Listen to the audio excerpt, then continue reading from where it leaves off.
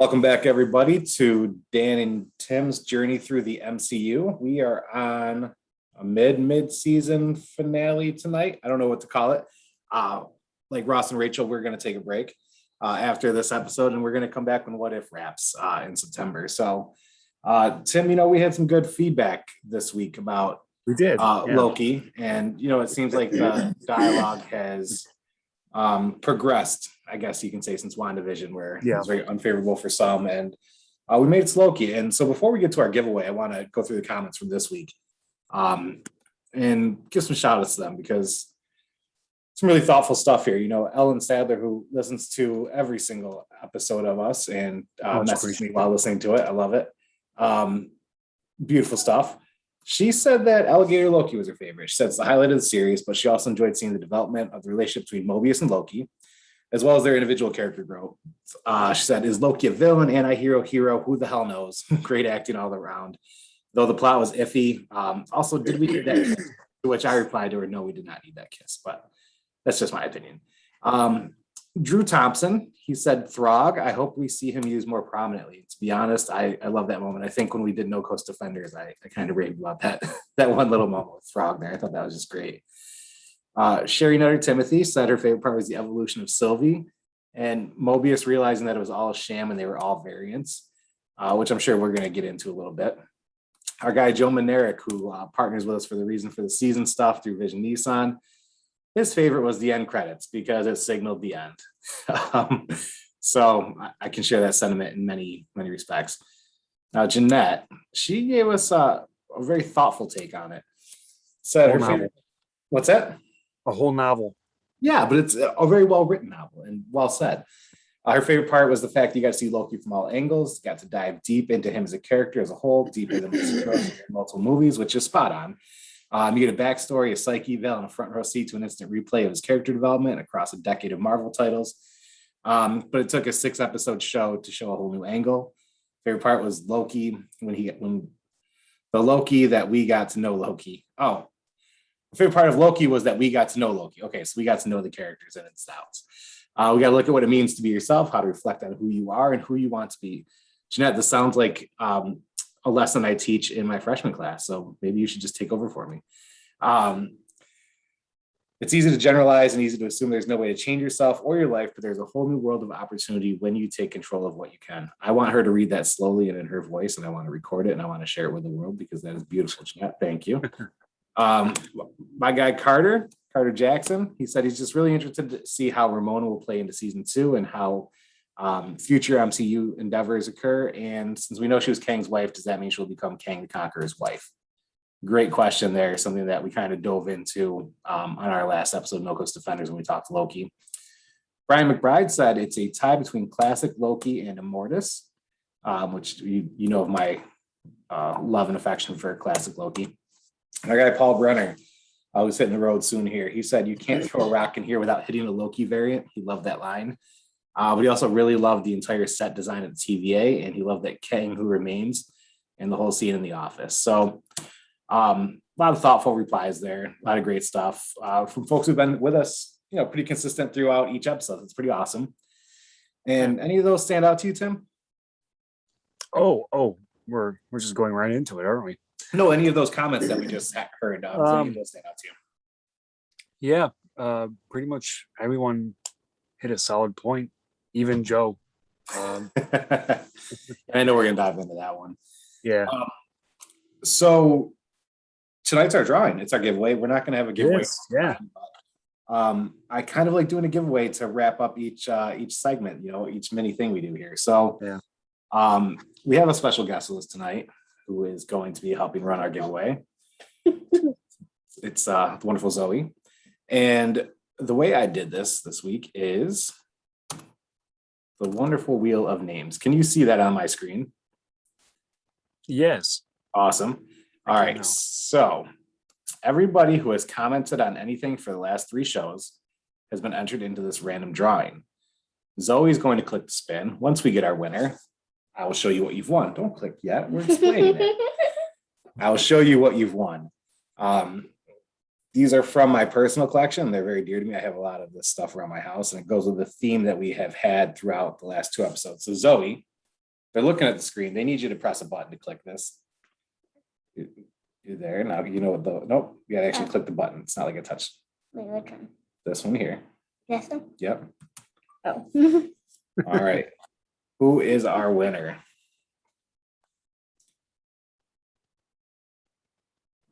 Carter Jackson. Congratulations, my friend. I will contact you for your address to mail these to you. As you are too far from my liking, because I miss you, but I'll be happy to send these to you. So I will get in touch with you, my friend.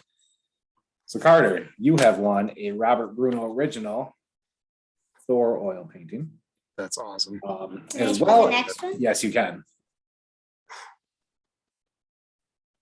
Oh, wow. As well as this beauty. So congratulations, Carter. Thank you all for commenting. We'll do many drawings.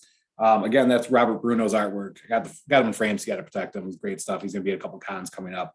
Carter, I'll get in touch. We'll get these mailed out to you. And I'll think of some fun giveaways in the future too. And this isn't the last Robert Bruno you'll see tonight. I have a shout out at the end of a really beautiful, well done painting he's got. So Zoe, thank you, my friend.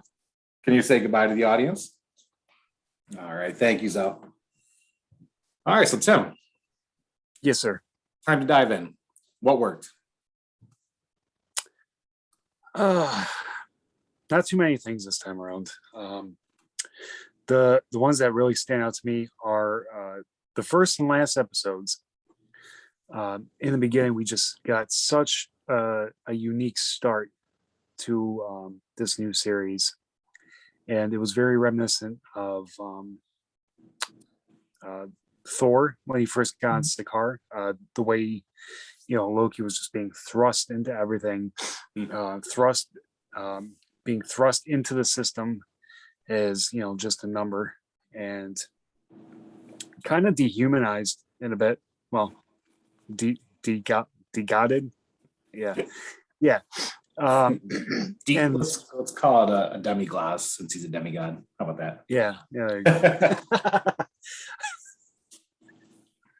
I hate that was that. But the thing that really stands out to me in the first episode is just how well so well thought it was, just the way that the TVA just made him feel so minuscule. Mm-hmm. Partly by existing, partly by doing what they did in the beginning to him. It all culminated when he found that drawer full of the Infinity Stones, and that leads me into the second thing that I really loved about the series is the score. The score was just mind-blowingly beautiful, and you had mentioned that recently. I didn't notice any of that until you mentioned that. Yeah, you're right. Yeah, everything from the main title to that, that's very slow, haunting, like synth music that we heard while he was making that realization that this was the greatest power in the universe. Mm-hmm. And especially at the very end too of the last episode, they really ramped it up in a way that was just spectacular. And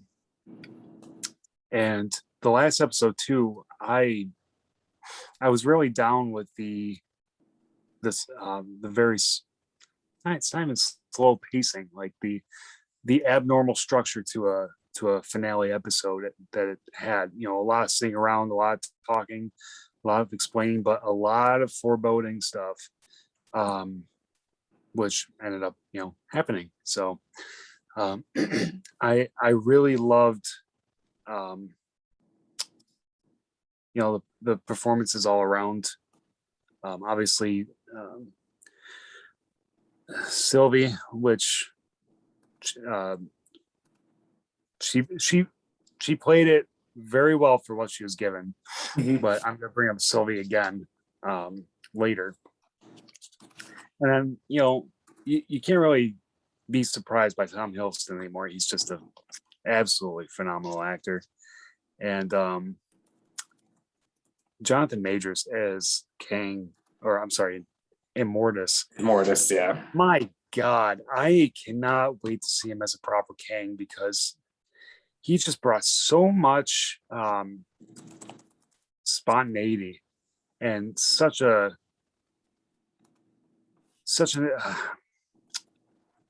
enthusiastic twist to the character that you wouldn't expect. Like I was going into this thinking that, you know, I had the idea, if you had listened to No Coast Defenders, I was I hypothesized that it was going to be He Who Remains, in which I was half right, but I was really expecting something similar to the Timekeepers, where it was just this like overshadowing presence, you know, very almost regal in a way, but in a very ominous way. And in a way, I'm kind of glad I got proven wrong by that. Yeah, I could see that. You were proven right on one thing, but Yeah. your call of who it was at the end, that was spot on. Yeah. How about you? I really liked the first episode. I remember raving about this show Yeah. after that first episode, and then it got very caught up in dialogue. That comes later. That comes later. Positives. So what worked for me? Yeah. Alligator Loki was cute. Yeah. I think the acting in the show was incredible. Yeah. The chemistry was great. All the variants. All the variants were spot on.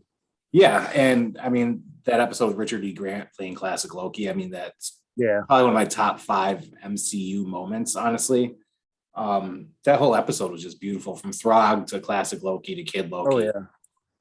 And then you got the really, you know, like really random stuff like Yellow Jacket's helmet, Ronin's ship, the helicarrier. And you know they set up Quantum Mania very well. You know it's obvious we're heading there, and they set it up so well to the point where it's like, okay, actually no negatives right now. So they set up what's to come very well. I'll say that they have me excited about the future of the MCU through this show, and that was a positive. Was her name Sophia DiMartino? Yes. Yep. That's good. Hell of an actor. I mean, yeah, I wasn't too familiar, and I when I rewatched, her facial expressions were just so spot on. Just really, that was just the icing on the cake there. Tom Hiddleston's Tom Hiddleston. What can I say? You know. Yeah. And Immortus Kang, whatever the hell we want to call him, whatever, Jonathan Majors. I'm looking so forward to seeing him play so many different versions of this character. I don't know if I've been as excited about anything to come as I was when Black Panther first got like leaked. Just because I'm so excited to see this actor portray all these different versions. So that's what worked for me. You mentioned the score. I didn't realize it until you said it, and I did notice that a little bit. It almost feels like they put much more into it for this episode, because this is more of a, I don't want to say classic or classical episode, but it's a classier series, I guess we can say, a bit more fine-tuned. So yeah, that's what worked for me. Yeah, I think that's really all we got. I know it's a short list, and I know that many have different opinions, but let's dive into what didn't work for you. Oh no, but you first, by all means. Oh God. It felt as if there were multiple writing teams for each character in each arc, so I didn't feel any sort of completion with any of the story, to be honest. And though I know it's a bridge series, I know there's a second season to come, you still need some sort of finality to a story arc, to a character, or even to say like they've developed up to this point and here we go. And I don't want to say it was lazy. It definitely wasn't. It was very ambitious. And I think that they got over ambitious and didn't know what they were doing, where they were going, or how to make it all make sense in the moment. And the fact that because time is this thing that they can control, they basically get a mulligan every time they mess something up in the MCU now. But the same for the show. So it's like season 2, they'd be like, oh, that didn't work. All right, cool. We're going to scrap that. Never happened. So it's smart in some respects, but it's insulting to the viewer at the same time. I love the first episode. I love the 5th episode, and every single other moment just felt absolutely pointless to me. Like, why take us on these journeys if we're just not going to experience the stuff with these characters? Like Mobius, I want to go back and watch and actually count his screen time because I'm not sure that it was more than 15 minutes in the entire series if you add it all up. And that breaks my heart because such a well-developed character in that time. Well, there's no way he's not being used once they introduce the Fantastic Four. So. Oh yeah, no, and I get it. It's just I wanted more of a tease with that. I mean, it was a 6 episodes and it was an investment. It wasn't one of those things where like Falcon and Winter Soldier, it's like fight, important dialogue, fight. And even WandaVision, it was like 26-minute episodes. These were hour-long episodes where you have to look at the background, you have to look at the scenery, you have to get invested with all these characters. Yeah. I just don't feel like the payoff was really there. I don't want an art house film show for my Marvel stuff. I'm sorry, I just don't. I know there's some that fully appreciate that. I respect the work. That's just not my thing. And to be quite honest, there's a Loki I've become accustomed to in the comics. And maybe that's just a me thing. But I want that Loki, the chaotic one, the one where something always feels like it's this impending thing. And yes, I like the walkabout for him, this journey. But what we got in episode 5 is what I would have liked in each episode. It made the rest of it all just feel so pointless. And to be honest, episode 5 could have been the season finale for me, and I would have been fine. I would have been absolutely fine with that. So yeah, I don't want to shit on it too much. I don't want to drag the show down. The story was awful to me, in my opinion. It was very disorganized. Nothing seemed to fit. It felt like many different voices were in the room. And then, I read after the fact that the director, it was only supposed to be 1 season and then they had to make some changes. So that part of being disjointed and feeling disjointed, it shows. And the idea to do 2 seasons wasn't an initial thought. And so you can tell where one person left off and the other one started to kind of take over and meddle, and it was very evident. And so I don't want to beat around. I don't want to beat it too much. It's just, it didn't work. Right. No, for me. Well, yeah. Something that we both agreed on is that it's way too short. I would personally prefer to see 9 episodes instead of 6, just so that way they can flesh things out a little bit more. And they just had so much explaining to do with the TVA, and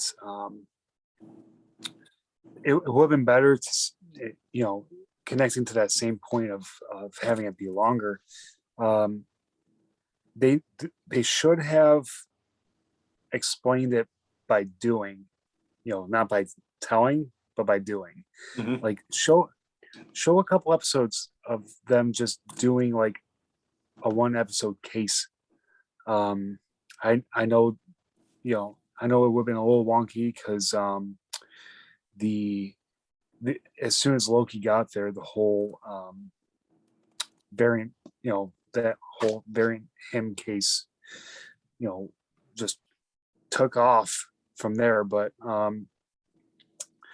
there should have just been ways that they could better introduce us to such a very different world than what we're used to. And I think that the introduction we got was a little jarring. I have to agree with Paul. The actual look and feel of the TVA, the whole stuck in the 70s, that was one of my favorite parts of the TVA as a whole. But if you had talked to me about any of this, any part of the show, this will probably be repeated points for you. I wish that the whole series was like the last 3 minutes of the episode. I mean, you're dealing with time police. Yeah. There's no way that it should be this slow moving. Yeah. And that Lamentus episode really shows, because it shows just how sluggish it can fall down to. Even if they had just arbitrarily cut to the Minutemen and B-15 and Mobius trying to deal with everything that was going on at the time, even if it didn't culminate to anything, that would have been better than what we got. They just stretched it too far, too thin, and I could physically feel the quality of the episodes as we move towards Lamentus just kind of like go downhill. Yeah. And episode 5 did really bring it up. Although small nitpick, for as much as we've seen President Loki in all the teasers and stuff, he probably should have been a little bit more of a focus of that episode, more of a foil to him as they were trying to get past Eliath. Yeah. And you know what's really interesting is when we had been talking about it all, I was like, we should see King Loki in this, and I was thinking he could be the big bad for the whole show, not the one who like saves the day at one point. I'm like, wow, I totally misplayed that one. Well, depending on where everything lands with Kang, I think King Loki would be an excellent main villain for the second season. Just bring it around full circle with him questioning who he is and where he could end up and who he wants to be and all that jazz. My other gripe is with Sylvie. I feel like I'm becoming a little infamous for this line. They have so many characters. They've been around for more. How old is Marvel going to be now? They were in like the 30s, like the mid 30s. Mm-hmm. They're going to be old. They have so many original characters they could do. Why do they feel it's necessary to create an original character? I want to hear everyone's opinions about this, by the way, in the comments, because I know I disagree with some people, but it's just mind blowing to me, and it's just wacky. Like, just make her the Enchantress.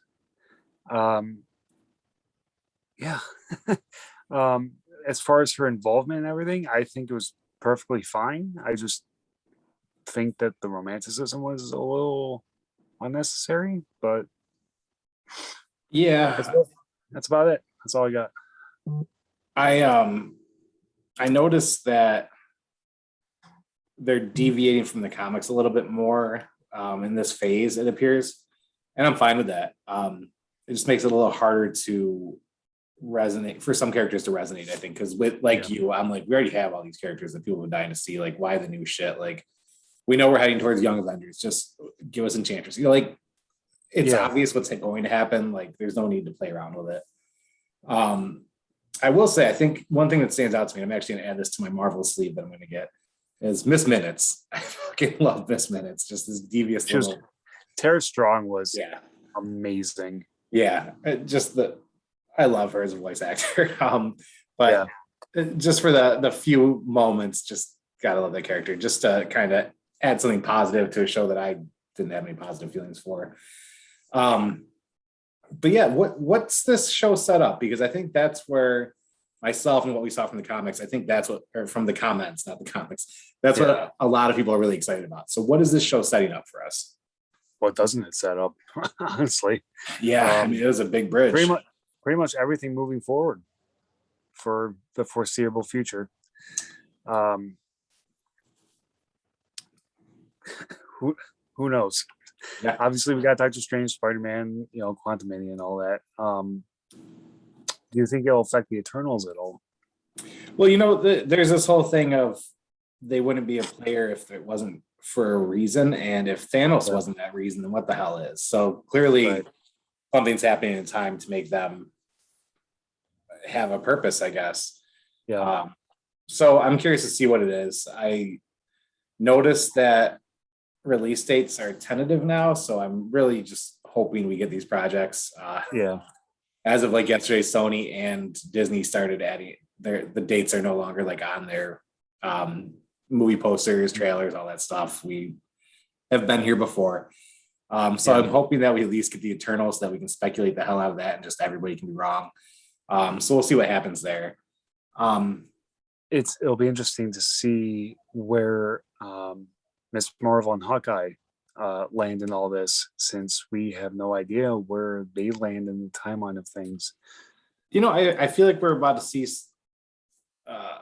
grounded heroes, celestial heroes, and then mystic heroes, and it's all going to come together for the big events. But I think that we're actually going to see a lot of splitting, where none of it seems connected until it is kind of thing, where in the past phases, we knew it was all connected. We knew how it was connected. Somehow we needed 20 movies to get there. I think we're going to have a big bad for kind of multiple, like, those 3 levels of franchises. I think we're going to have a big bad for each one and then see where that goes. So I'm more excited about a fractured approach as opposed to every single movie and show has to tie into each other, like in the immediacy. And I hope that's where they're going. But in general, I think there's a lot of fun in store, and I may have shit all over the show, but man, did it set up so much good stuff to come. So I'm very excited by what the show offered us in terms of the future. Yeah, I totally agree. It was, in my opinion, the weakest of the 3, but it just soars above the other 2 in terms of importance. Absolutely does. Now, we are going to review What If next when that is over. What is it that you're most excited about for What If? Oh, I think just the possibilities, really. The show's going to bring so many creative twists and alternate storylines that I really just don't know what to expect. Like, we've seen where the main characters end up. T'Challa as Star-Lord, Peggy Carter as Captain Britain, but the implications of them being who they are on their specific storylines and how that deviates from the original. What is the original anymore? I think that's what I'm most excited about, and also that cell shading animation that just looks pretty. Yeah, I'm excited for what's to come with that. I think it's going to be a nice, fun escape where we can just turn our minds off and enjoy what we're watching. Right. I did read that one of the Spider-Man episodes was too dark, so they had to redo it because they went just too dark with it, and that makes me want to see it even more. But whatever. Right. I'm excited. I'm excited to talk about it. I'm just excited in general. So before we sign off here, my friend, for an abbreviated period, any shout outs you'd like to give? Well, obviously, my girlfriend Jeanette is on Twitch, so I'll do her weekly plug. Twitch.com twitch.tv/jplaysok. She's streaming a myriad of stuff, everything from Apex to Horizon Zero Dawn to Assassin's Creed Valhalla, which I don't think she's streamed in a little bit, but she is in the process of working on being able to stream Switch games, and you'll see yours truly on there hopefully soon. And yeah, just give her a follow, give her a subscribe, and all that jazz. I don't know. Props there for making affiliate. That's awesome. Yeah.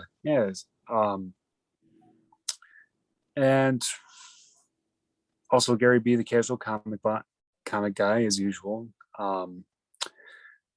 Rhino's Comics and Collectibles, 3805 Dewey Avenue in Rochester, New York, if you're ever in the area. Our personal go-to places for everything comics and collectibles and anything you could really need.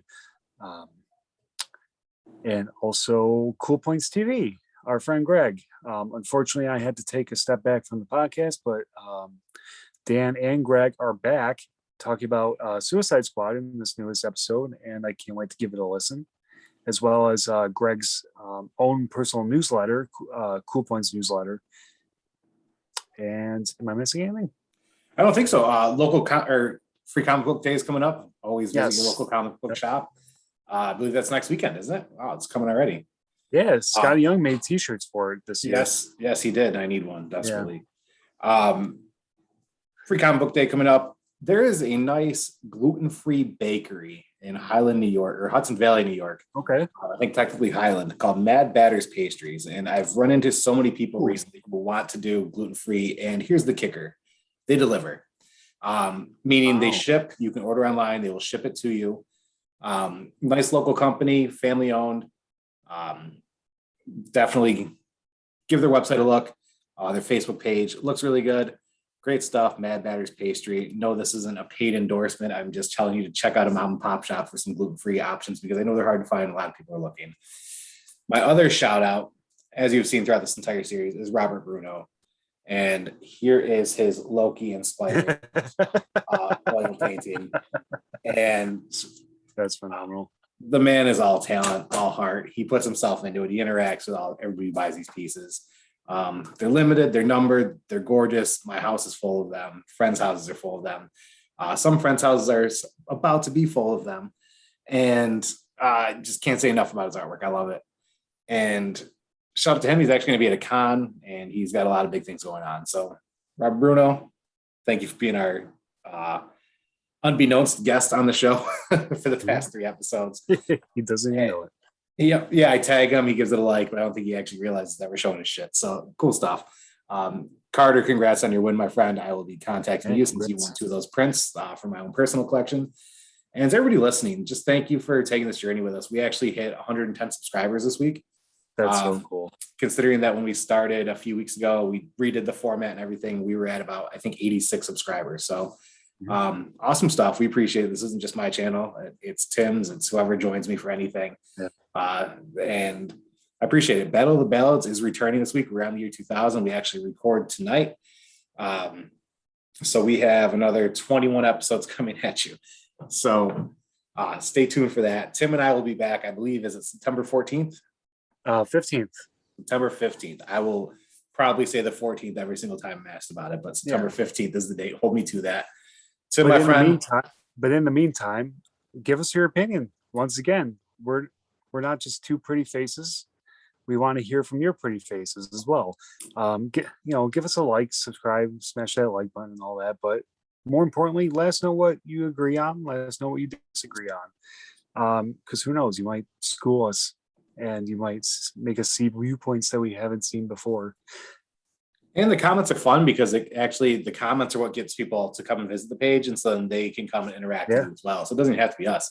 It's awesome stuff. And Justin Trombley's always commenting on stuff now. He went back and watched some of our stuff. That's great. It's been fun interacting. It's there have been quite a few people now who have gone back and watched episodes and things, and a couple have said that they like the approach of waiting till it's all done and then reflecting on it as opposed to the week to week. So there's a format there for everybody.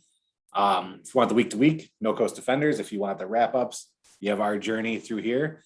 I hope to be more beardy and less bald next time you see us together, but we shall see how that goes. And Tim, my friend, thank you for taking this journey. I believe we'll be with What If next, and then the Eternals. So we've got some good stuff in store. Shang-Chi. Oh, Shang-Chi. Shang-Chi. Yeah. It's weird. I just I skip over that in my head because the Eternals was introduced so much earlier than that. So to me, like I went in the order of like when I saw previews, and so Eternals is always first up in my book. I'm much more excited about Shang-Chi than the Eternals. So good. All right, my friend. Until we meet again. Aye, sir.